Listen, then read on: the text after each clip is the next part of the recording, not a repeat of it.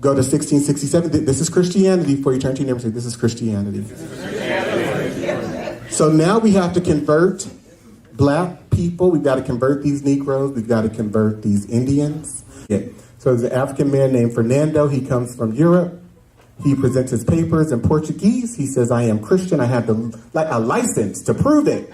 And they say, no, you're not. Turn to your neighbor and say, no, you're not. You're black. Okay. So you're going to be enslaved. It doesn't work here.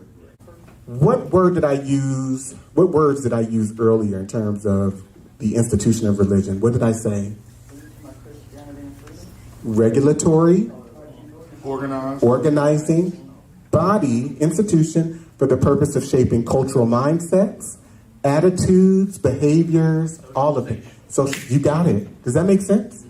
Okay. And so, if we baptize these black babies, what's going to happen?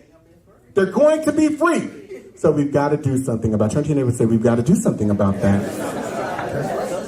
So they say, whereas some doubts have arisen whether children that are slaves by birth and by the charity and piety of their owners made partakers of the blessed sacrament of baptism should by virtue of their baptism be made free, it is enacted and declared by this grand assembly and the authority thereof that the conferring of baptism doth not alter the condition of the person as to his bondage or freedom, that diverse masters free from this doubt may more carefully endeavor the propagation of Christianity by permitting children, those slaves or those of greater growth as capable, to be admitted to that sacrament, so you can be baptized, but you won't be free. Turn to your neighbor and say, you will remain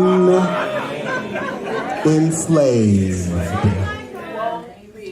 So as Africans and Native Americans began to be converted to Christianity, such a simple distinction between Christian and non-Christian was no longer useful, at least as a legal and political difference. So I'm going to give you an example of that, right? So if they now have to replace the term Christian as a legal category, so you have Christian, freeborn, Indian, Negro.